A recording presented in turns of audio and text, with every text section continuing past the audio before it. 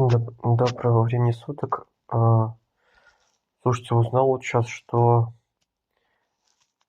а, выходит, скоро выйдет новая игра Макс Пейн, 4-я часть. Слушайте, я еще 3-й не загрузил, не играл вообще. А тут 4-я, слушайте, надо обе, обе загрузить, проходить. Я всегда Макс Пейн любил. И фильм как-то смотрел, ну вот 2008 года там с Марком Уолбергом. Макс Пейн всегда мне нравился. Ну, я имею в виду герой, там фильм и игры.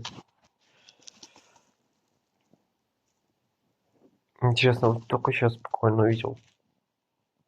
Выскочила реклама.